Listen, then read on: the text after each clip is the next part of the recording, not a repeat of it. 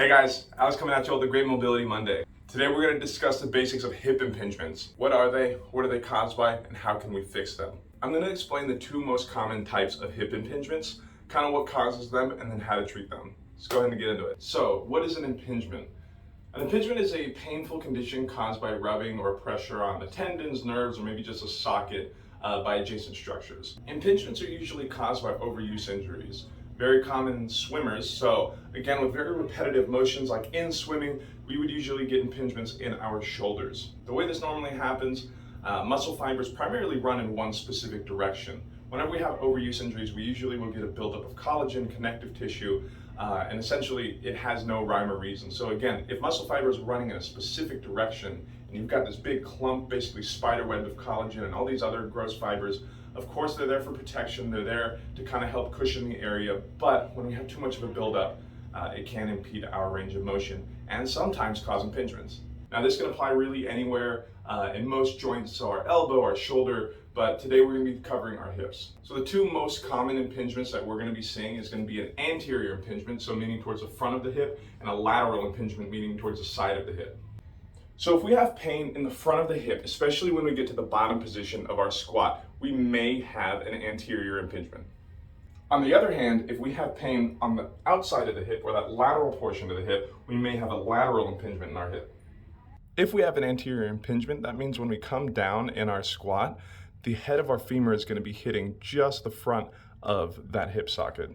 Versus if we have a lateral impingement, when we come down in that squat, the head of that femur is going to be hitting just on that lateral portion of that hip socket. So now that we know a little bit about hip impingements, we're going to take it outside and I'm going to show you all a way to treat both of them. Let's get into talking about how to treat an anterior hip impingement. Out in the front of the hip, if we're getting a pinching sensation towards the front, that means that we need to be pulling that femur a little bit further back in that hip socket.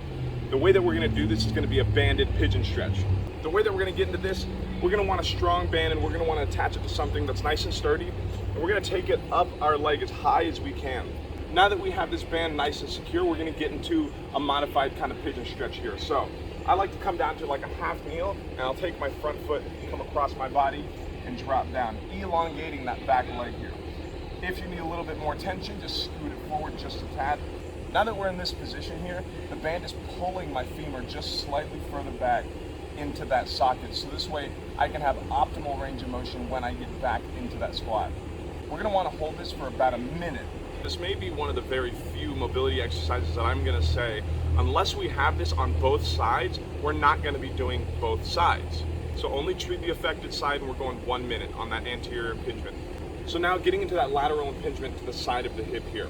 Again, that impingement just kind of tells us that that femur is going to sit a little bit too far laterally on that socket. So we're getting a little bit of a pinch towards that side, which means that we need to take that femur and pull it a little bit more medially towards the body.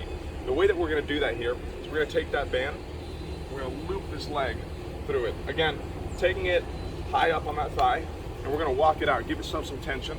We're coming down to a half kneel here. When we come down into a squat, the natural motion of the knee is to be moving outwards. That's exactly what we want to do to protect the knees, the hips, all that good stuff. So we're going to do that exact motion. We're going to push the knee out and relax. Push the knee out, back to neutral. But we're going to do this about 10, maybe 15 times. This is going to help pull that femur more medially and get us again into that optimal range of motion. Just like with any mobility, we want to test our squat before and after. Alrighty guys, I hope we learned something new today. Remember, this is always a conversation, so go ahead and leave a comment, leave a like down below. It really helps us out. If we have any questions, let me know. I'd be happy to answer. Anyway guys, that's going to be it for today. Till the next one, I'll see y'all later.